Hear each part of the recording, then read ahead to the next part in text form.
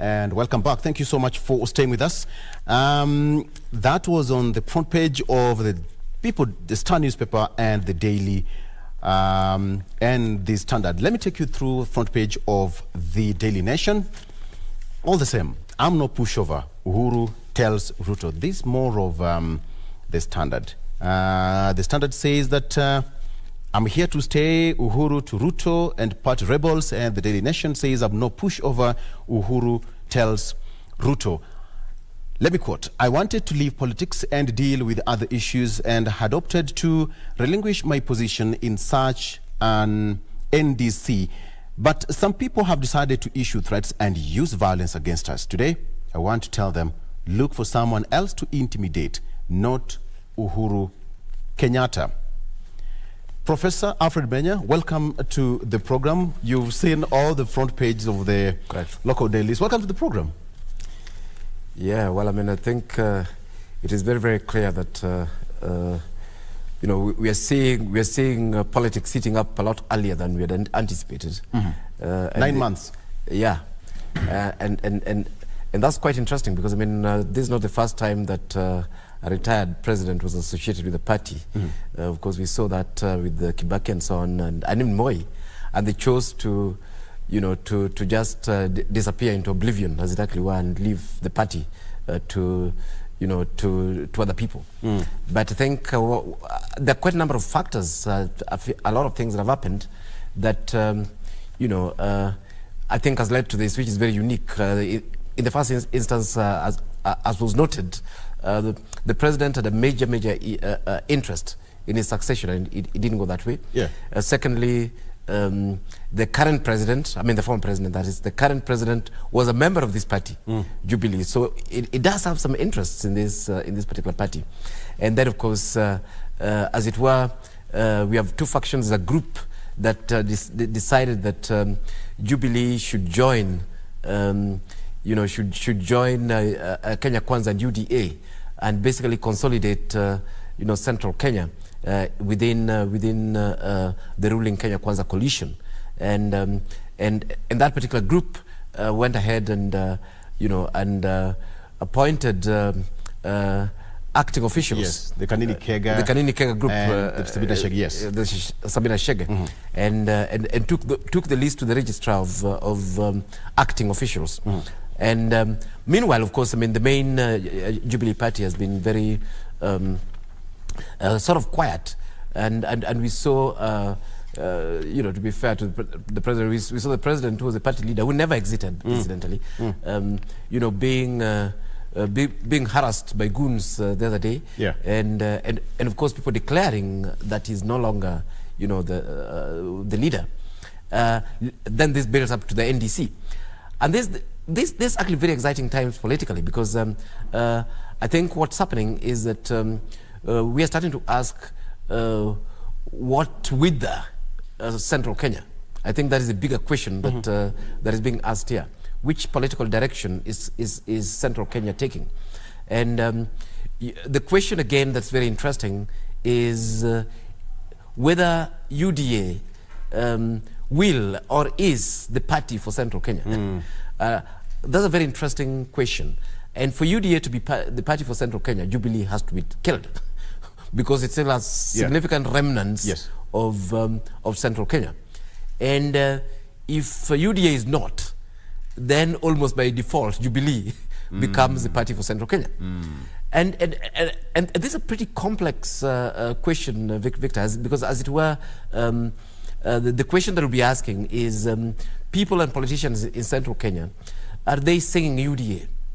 Are they pushing for UDA agenda? Yeah. Are they saying UDA is the party that is leading them to Canaan, if I may use that you know, terminology? Are they raising issues that are best, you know, reflected within UDA? Yeah. The interesting thing is that, and we've seen politics just you know, in a couple of weeks, we've seen central Kenya actually go back to BBI and say there was that talk yesterday. Exactly, and say they're looking for one man, one vote, one shilling, which we know was actually a Jubilee thing, that was a BBI issue and so on, and we know that it has nothing to do with UDA.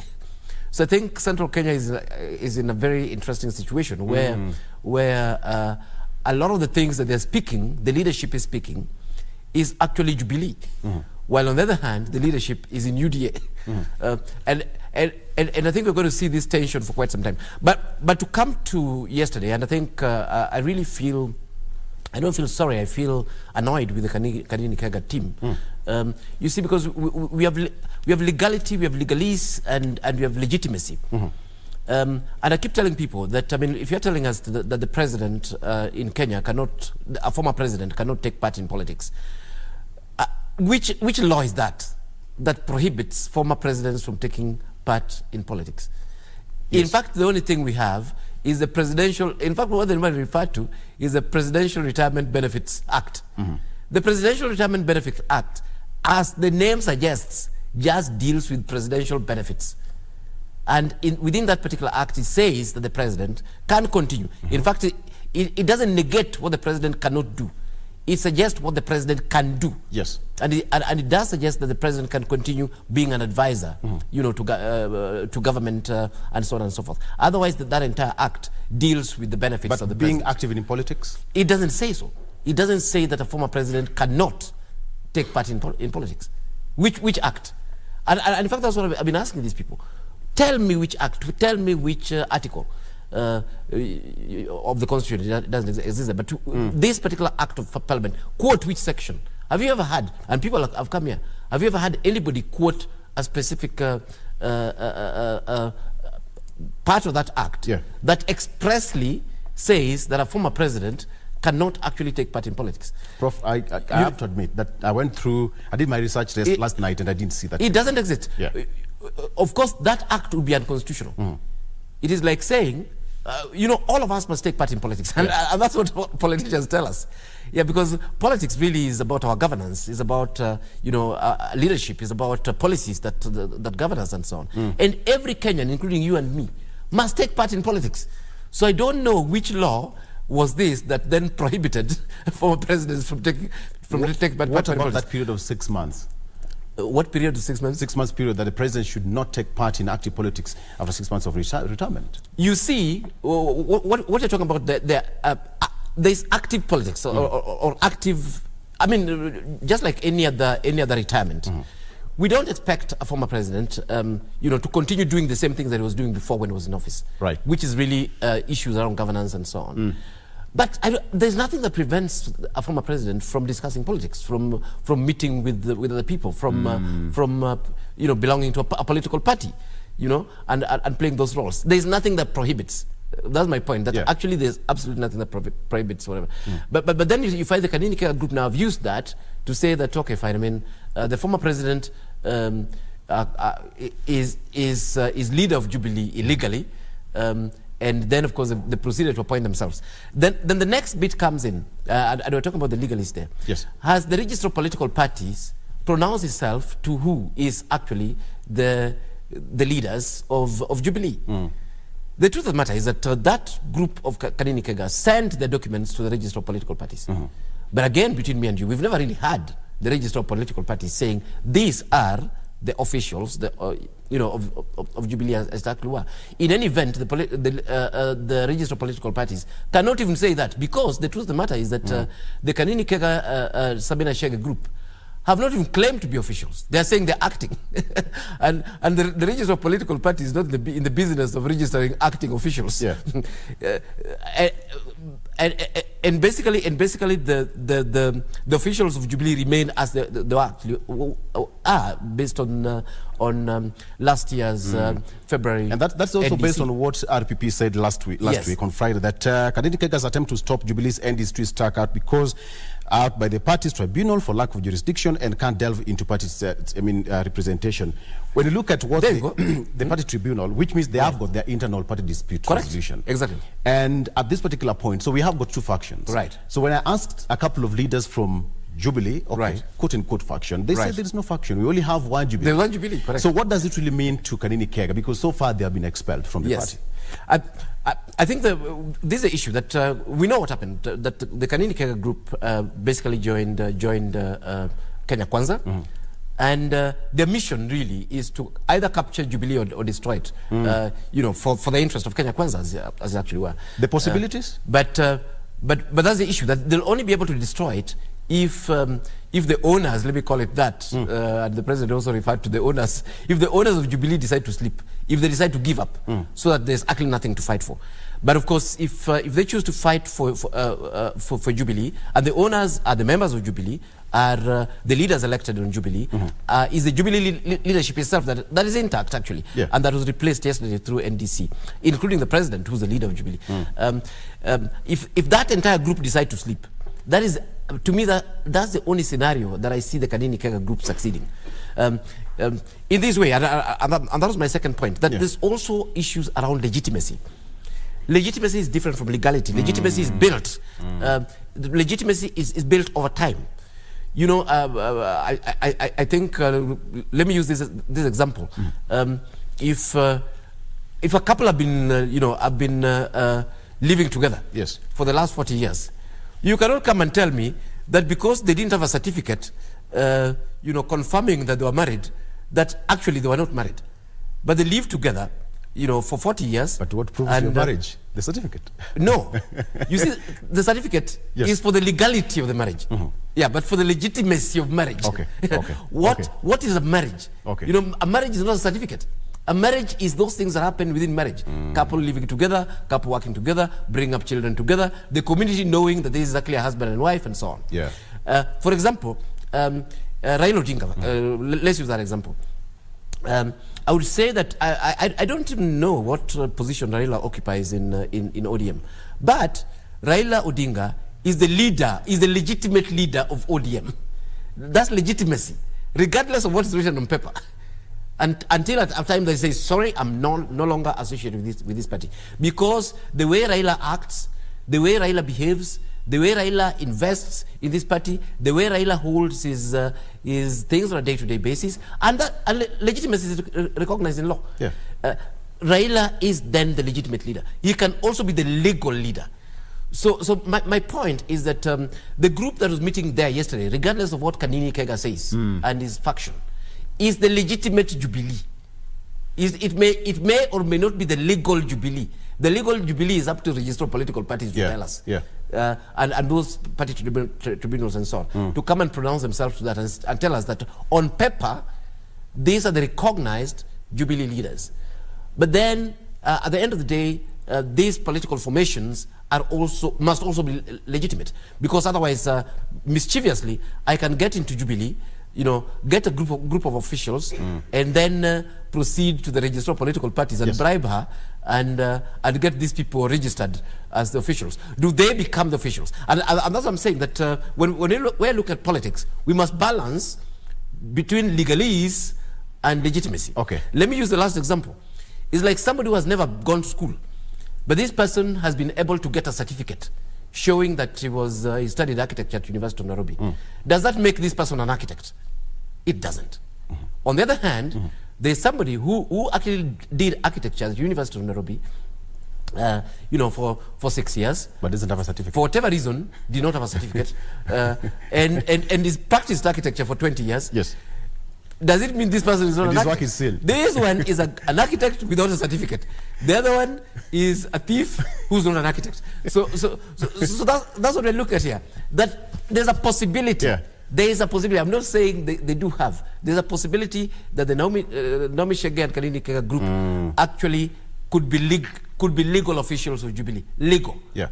But definitely not legitimate. And this raises the next question, Prof. Because at the end of the day, you look at two political parties. You've raised a scenario where Mount Kenya is now scrambling to have one strong party. Correct. How possible is this going to be? Because we have got now one leader who is now the deputy president. Correct. And UDA is now the ruling kind of party. Correct. We have got Jubilee. Correct. And Jubilee is still associated with Mount Kenya. Correct. How are they going to erase Jubilee once and for all? I think there's a tension that we actually have. That and we saw that with the current president. The current president was in Jubilee, and Uhuru was the president, and in his case he actually stayed in Jubilee. He stayed in Jubilee again, de jure, but de facto, he was actually a leader of UDA.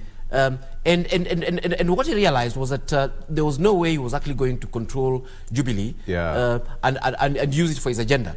And then he went for a totally different outfit. And this is a question that we're asking ourselves, because UDA... Do you think the president foresaw this one before forming UDA? Yes, of course. And that's what I'm saying, that, you know, every party, like they said yesterday, every party has his owners, and his owners are obvious. So therefore, it's not shocking that the full president is still taking the real reins of Jubilee Party as it is. Exactly, and that's the scenario that we must engage with in this current UDA bit. That does the deputy president Rigathi, can he control UDA? Can UDA be his party? This is an interesting question that you're actually asking. And what will that mean? What will that mean for the current president? Can UDA, for example, push the agendas that we saw the parliamentarians pushing in central Kenya? Is that possible? And on the other hand, if not, what are actually the options? And that's partly why I think that Jubilee is a very interesting party at this particular point. It's a party on crossroads in this way that both current elected leaders and even former leaders know that it's only through Jubilee that they can be able to push and the that's central what the president said, that if it's a corpse, what's come over corpses? I mean, but you see, they say Jubilee is dead. Exactly. Jubilee could be dead. I don't really care. I don't belong to that party. But this is an issue that the question remains, Victor. That look here.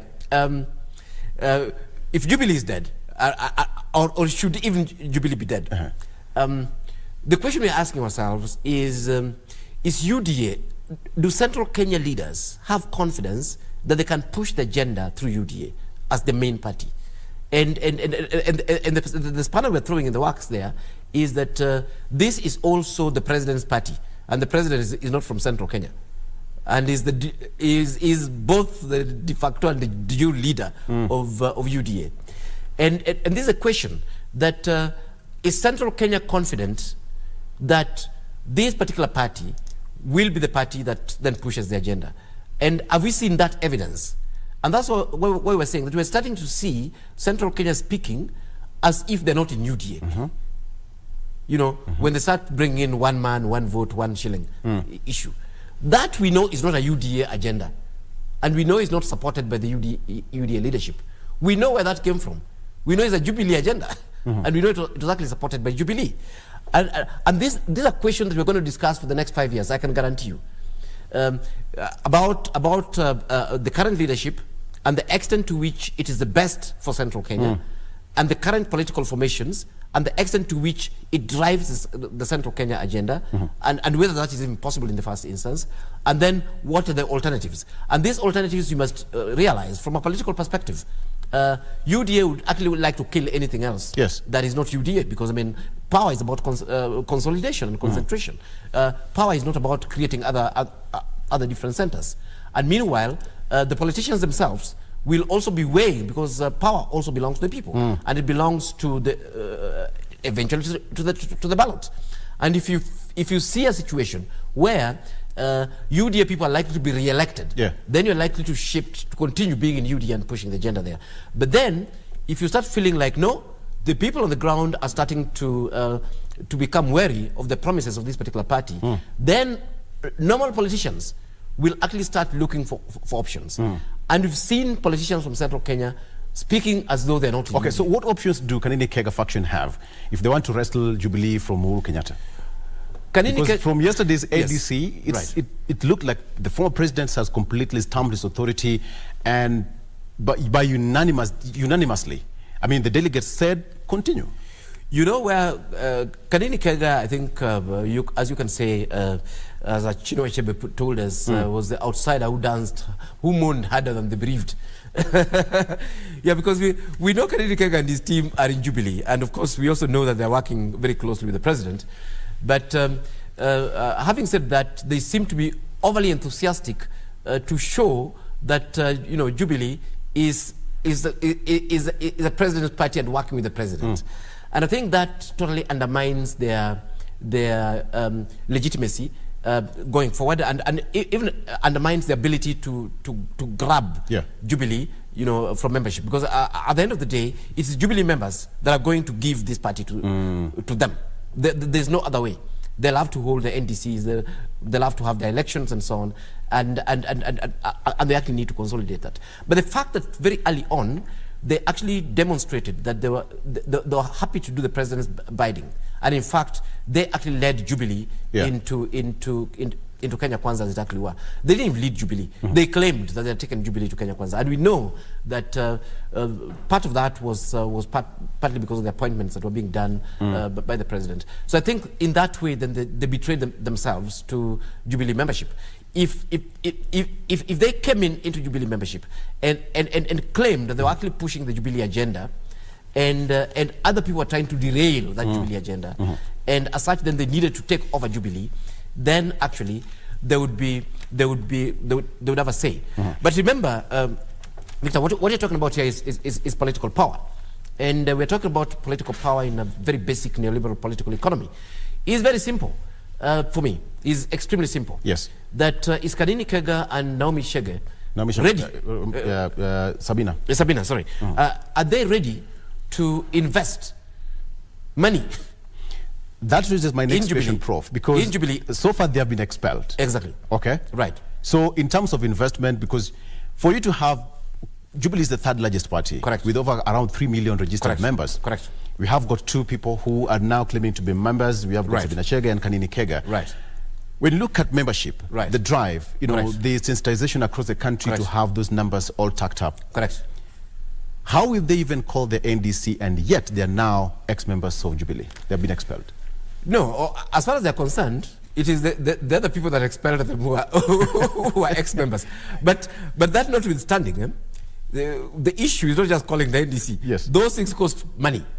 The membership drive, those things cost money. Whether you like it or not, it is not just well-wishers who put money in these parties. It is actual politicians who have an interest in using these parties towards a political end, that then actually fundraise and bulldoze for the party.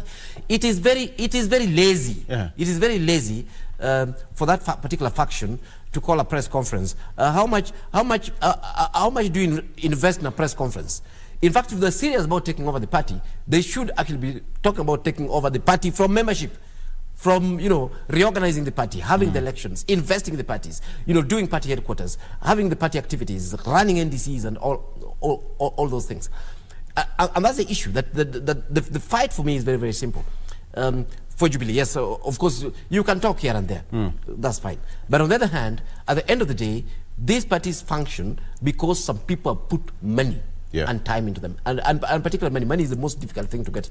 Time, the different members and so on can actually put that. Yeah. So Kanini and Sabina and that entire faction, they must be willing.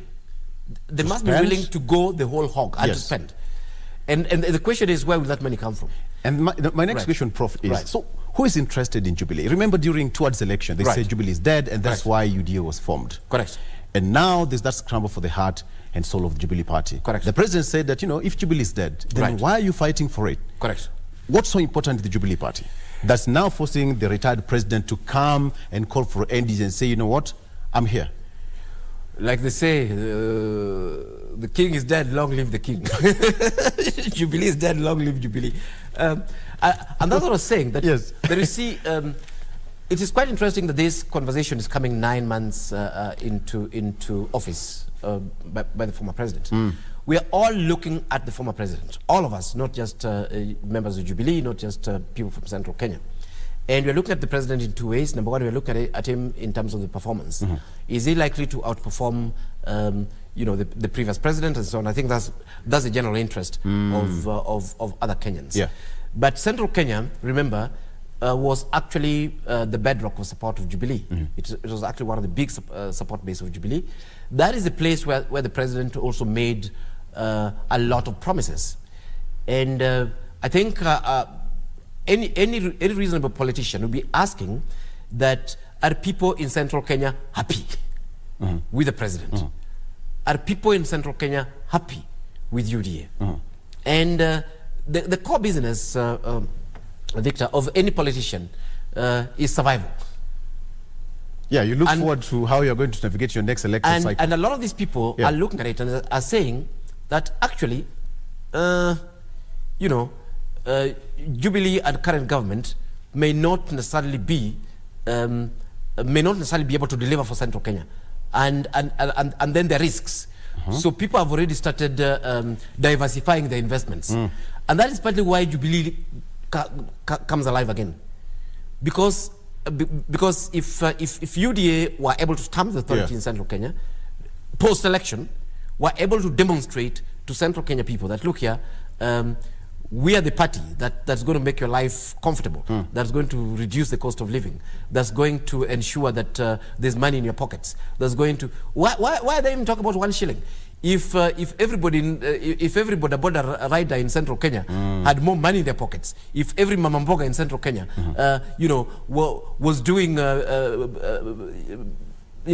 huge businesses and so on, if the ordinary voters, if the ordinary hustler in Central Kenya was actually feeling that the life is way, way better than it was under Uhuru Kenyatta, then in fact, Jubilee would be dead. That is what would send Jubilee to death. Okay. But now we are still in this situation, regardless of what has caused it. I mean, of course, we are told that part of it is because of the mess that was done by the previous government. Part of it is what's happening globally and so on. You see, it doesn't really matter what caused it. The mere fact is, the fact is that a lot of people and a lot of leaders are actually starting to say that this may work, but it may also not work. And for this particular reason, we have to ensure that we don't put our eggs in the same basket. And this is what then makes Jubilee very relevant suddenly. Next question. So what does this really portend to the Deputy President? Mount Kenya must have a kingpin. When you go to every region, quote unquote, they must have their spokesperson. Right. Any person they look towards up to. But then now, what does that really mean to the Deputy President? Because now that Jubilee is back, the former president says that he's here to stay. Right. The Deputy President is also the leader of Mount Kenya as it is. Right. So what does that really mean to him? I think he has a lot to be afraid about. Really? Yes. He has all the powers and the instruments not to be afraid, Prof. No. You see, and I compare Central Kenya with Nyanza. You see, Central Kenya, I think we have to give them a lot of credit. It is exactly that part of the country where you can't claim to be a kingpin. Look, they have to vet you. Look, Kibaki left power, and he was president. Yeah. And he became irrelevant overnight. Of course, he chose not to meddle in politics. His case is understood. And Central Kenya they did something that was totally unprecedented. They voted against their king, leave alone a kingpin. They voted against the king, who was Uhuru Kenyatta, and actually imported a king from somewhere else, who was Ruto. And such is the nature of politics in Central Kenya, which I think is actually very, very positive. And anybody claiming to be a kingpin in Central Kenya, I think is a fool. He's not a student of history. Yeah, because you look at it, even the current deputy, he just happens to be the deputy of the ruling party. But the fact that Central Kenya has actually not just sent the contempt card to a deputy, they've sent the contempt card to president and say, no, we don't actually want your choices. We want some other choices. And in an instant, decide to go with the deputy. Yeah. What makes the deputy think that Central Kenya cannot do that again? Central Kenya will do it again. As far as I'm concerned... But that depends with the flow of politics. As far as I'm concerned, there's absolutely no kingpin in Central Kenya. And if you look at it, it depends with the flow of politics. In fact, somebody may rise in Central Kenya in 2027 and may be the leader of Central Kenya. Prof, a month or so ago, I mean, it was quoted in the newspaper that we have leaders like Kimani Ichung'wah of this world, Ndindi Nyoros of this world, who are silently, but their aura and their power in politics is felt. Right. We have got some big names in Central Kenya, but as you say, there is no kingpin right now. Yeah. Don't you think this is going to bring some split in that homestead? Yeah, and you see that's what I was highlighting Raila's case. Yes. And of course, you see him also sometimes is a bit pushed out, but he consolidates. But you look at it that whether you like it or not, Raila is the leader of the Luos. Of course, he's also a national leader. But he's the leader of the Luos. And it doesn't matter whether he's in office or he's not in office. Yeah. His father was the same. Sorry to use that, he's almost like a cult leader. Luos follow Raila, regardless. They don't follow Raila because Raila gives them anything in particular. In fact, they want nothing from him. They follow Raila because as far as they're concerned, Raila is their leader. We don't have that in Central Kenya. And we've not had that in Central Kenya for a very long time, actually. What happens is that people get into power in Central Kenya, and then they consolidate. And incidentally, if you're a good student of history, you realize that that's how Central Kenya has been. Because typically, even when we were fighting for independence, the leadership of Central Kenya was Mau Mau. But then Kenyatta comes in. Basically, Kenyatta was not leading anybody. He comes in and is able to become president because of the support of the British. And it took him for a very long time to actually consolidate and destroy the Mau Mau, who are actually the leaders of Central Kenya, exactly were. So we've seen this situation of leadership when multi-party democracy was coming in. The de facto leader of Central Kenya was Kenneth Matiba. In fact, Kibaki was nowhere. He was absolutely nowhere. And this builds up. Matiba fails to get into power. Moi tried to impose Uhuru. By the time Kibaki was becoming president, he was not leader of Central Kenya. Actually wasn't. Then Moi plays the Uhuru card. Opposition plays Kibaki. Kibaki becomes president, and then Central Kenya rally behind him.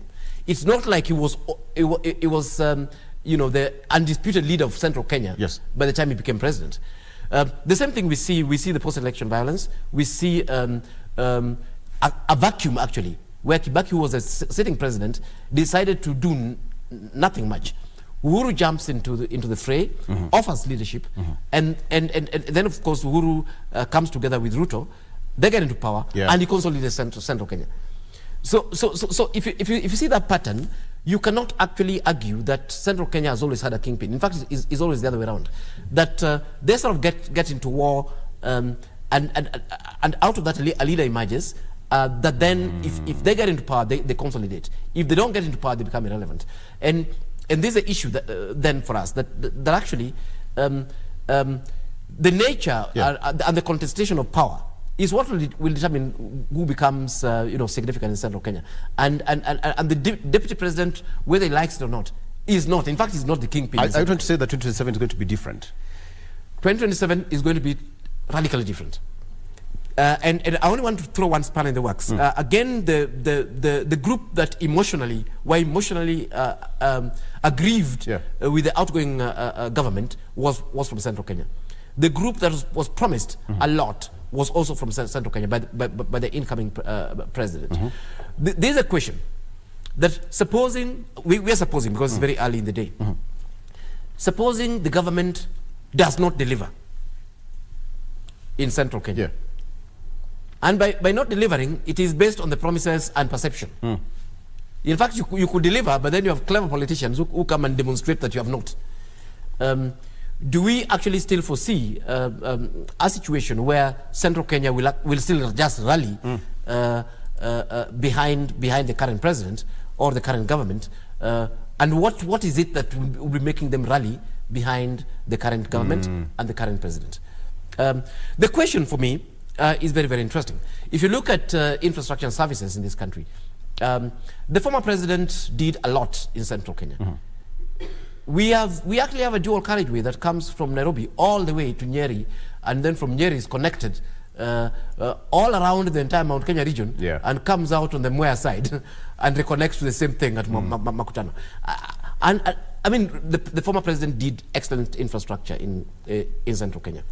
And as David D told us and believed, people don't eat infrastructure as such, and hustlers don't get this. And the current group were able to go and tell the people of Central Kenya that, look here, roads and infrastructure and so on, although they were done, this is not it. The government should have done more to make your lives better.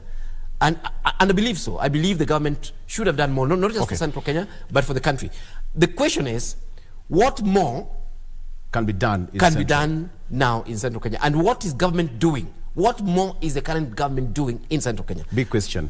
And I think that probably is in the hearts of the current government. But then now, what now remains for the Jubilee Party moving forward, as at yesterday, moving forward? What should you expect? In fact, as far as as far as I'm concerned, my advice to the Kanini Kega Sabina group is to go and register a party called Jubilee Asili or Jubilee Kenya. Because the truth of the matter, if they're desperate for that brand, Prof, that takes you back to what the you truth said. of that matter, I mean, honestly, let's look at it. Let's be realistic. Let's look at this as leadership. Jubilee now has become an Uhuru Kenyatta fight. Uhuru Kenyatta and his team lost elections. If Uhuru Kenyatta will lose the fight in Jubilee, then he'll go in history as the weakest political leader we ever had. Because party, we're now talking about party politics. You're saying he's so weak that he could not even protect his own party, a party that he founded. I mean, for me, this would be the total annihilation of Uhuru politically. And as far as I'm concerned, are we likely to see that?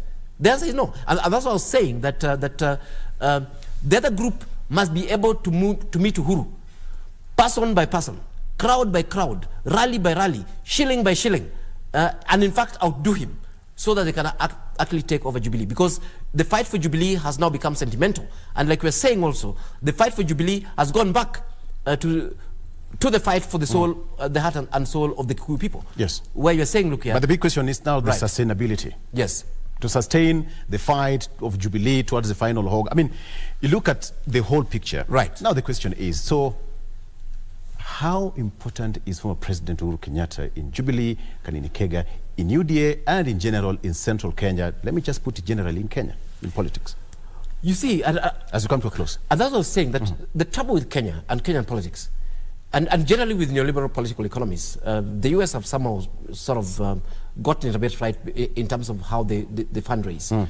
Whether we like it or not, politics and political parties in Kenya is sustained by individuals who are either very rich, because either they made the money or they stole the money, it doesn't really matter, but by individuals who are very rich and are willing to invest that money into political parties. Secondly, by individuals who are able to raise a lot of money for these political parties. Because at the end of the day, the zero-sum game in Kenyan politics is just money.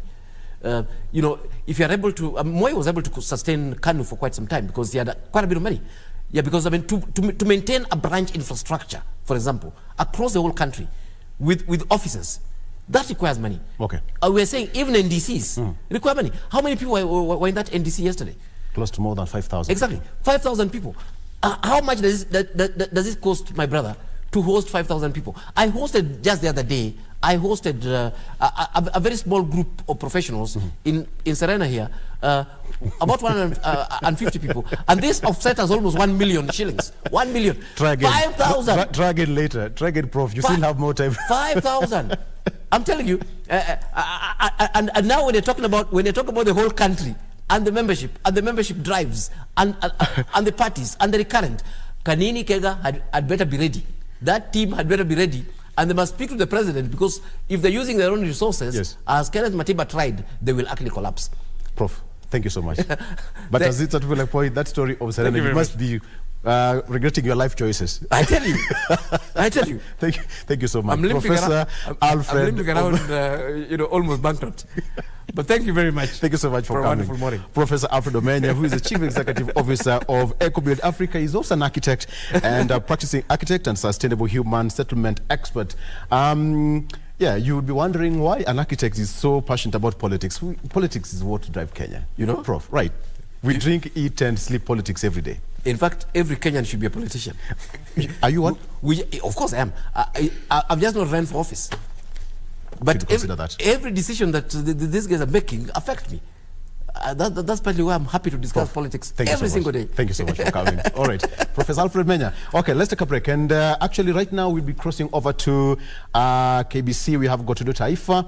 Rashid Mwamkondo is going to be hosting Justice Kinyua Mugo, who is a Deputy Governor of Embu County. They are talking about matayarisho ya siku ya Madaraka Day coming up in a week or so. That is what we had on People in Politics. Thank you so much for watching. I'm Victor Oloo. Good morning.